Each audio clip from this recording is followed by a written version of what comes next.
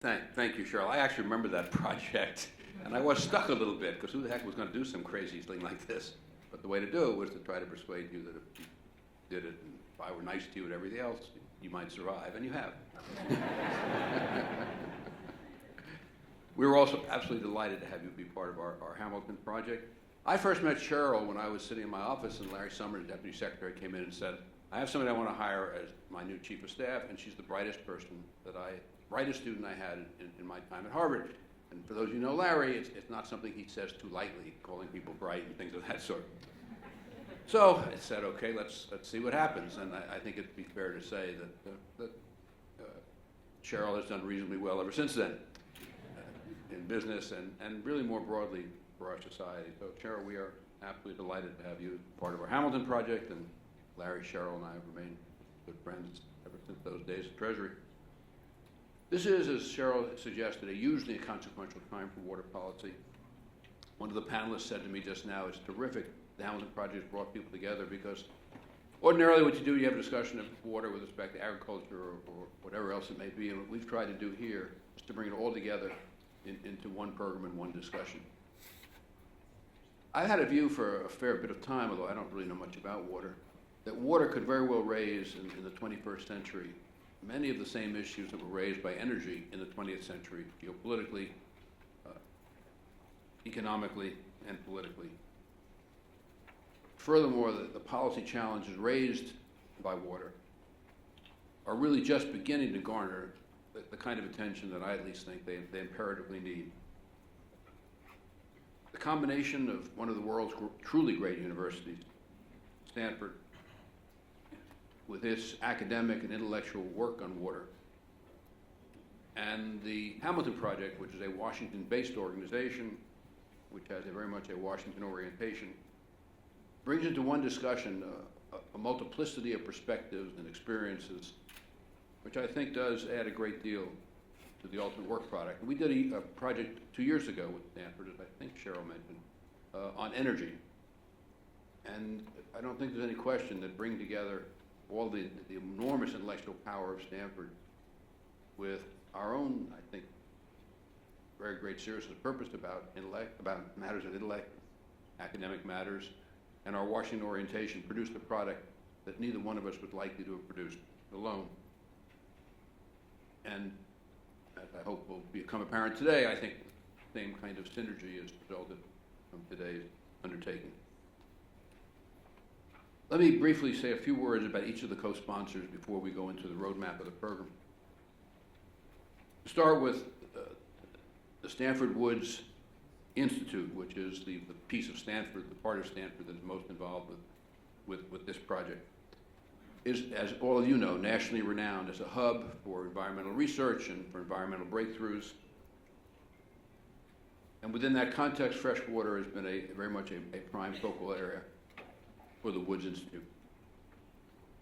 Woods programs like Water in the West are looking at ways to improve water management, to restore waterways that have been degraded over many, many years, and in the final analysis, to work toward providing adequate fresh water for everyone.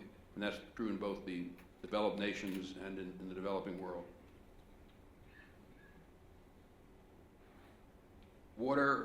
Woods and Water in the West are convening dialogues and discussions, very much like the forum today, with the commitment to pursuing those objectives and to improving the nation's water policy regime. And we are very pleased and proud to be working with Stanford in this particular forum. The Hamilton Project is probably not as well known to most of you, so let me say a few words about us. But let me start by saying that partnering with Stanford really has been a great experience. It was true in the energy event, and true in these discussions of water, and it's something that we look forward to doing in the future on other issues. The Hamilton Project began about 8 years ago. It was an unusual situation.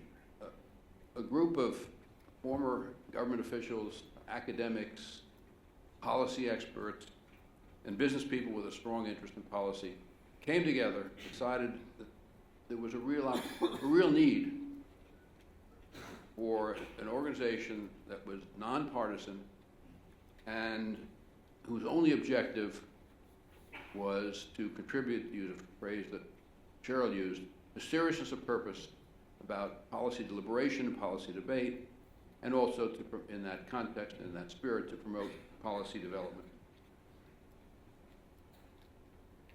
And bringing together that widely experienced group of people, and we did it within the context of the Brookings Institution, which you know is a great intellectual think tank, gave the Hamilton Project a distinctly broad perspective on the issues that it focused on. The Hamilton Project does not endorse policy proposals, but rather what we do is to construct fora, as we have here today, to create serious policy discussions about important economic policy issues, to bring together academic and policy experts with practitioners from around the country.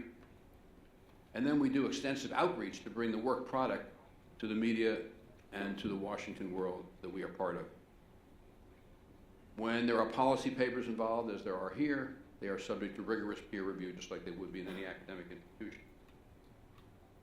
As Cheryl said, we believe in as objectives of economic policy, in growth, broad-based participation in the benefits of growth, and economic security, and it's our view that those objectives can be mutually reinforcing. We support market-based economics, but we also believe strongly in the vital role of government to perform the many functions requisite for economic success that markets by themselves will not perform. And that takes us to today's program.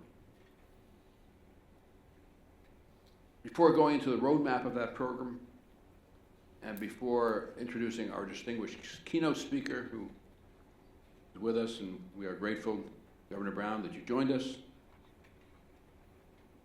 let me make 3 substantive comments on the topic of water. Firstly, as I said a moment ago, water receives very little national policy focus, and the result is woefully inadequate policy in an area that, as Cheryl suggested, has become critical, increasingly critical to our nation's economy. You have tension now, serious tension, between different geographic areas, states, localities over water, and you have serious tension between different uses of water, agriculture and technology, for example. Buzz Thompson, who is professor at Stanford, was kind enough to spend about half an hour on the phone with me the other day. And one of the things that struck me was just how massively complex these water issues are, especially when you delve into second, third, fourth order effects on other parts of our economy. Secondly, the United States does have large supplies of fresh water. And by the way, the situation is very similar in China.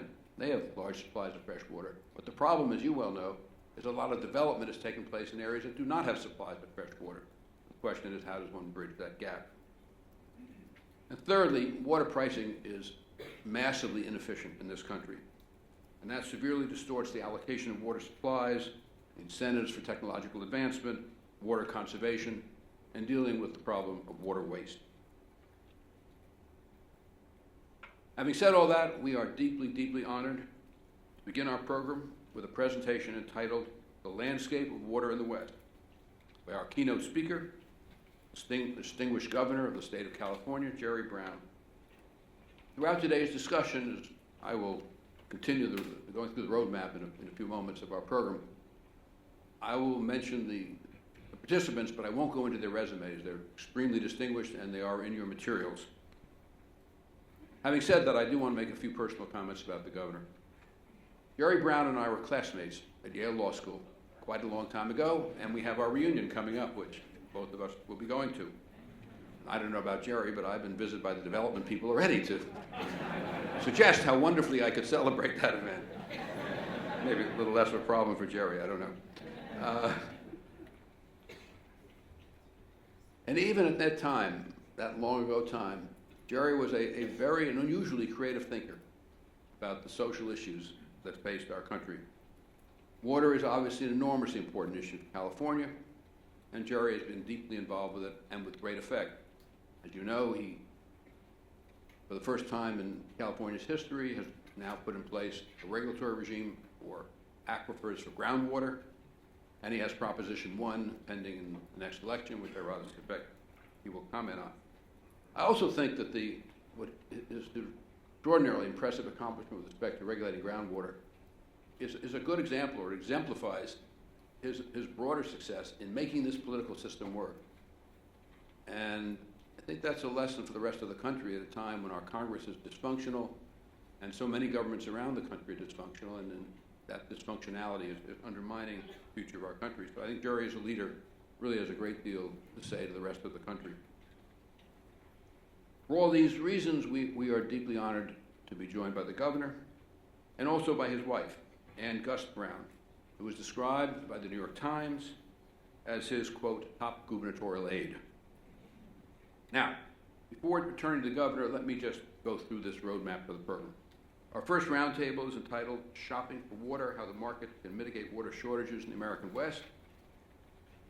This panel will focus on market mechanisms that can be used to more effectively manage water and to mitigate the water supply challenges that are so deeply affecting many areas of the western part of our country.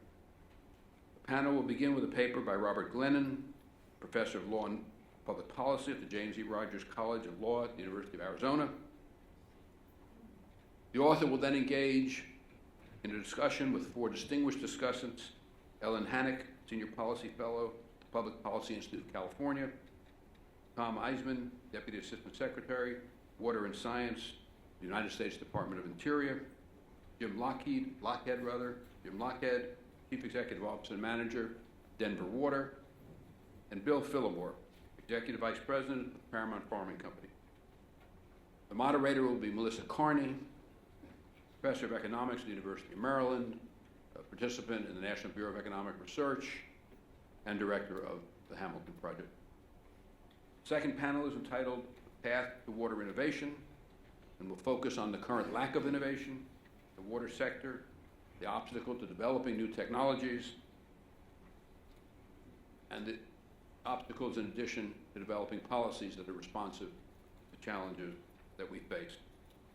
The panel will begin with a paper presented by Buzz Thompson, Professor of Natural Resources Law at Stanford Law School and Director of the Stanford Woods Institute for the Environment.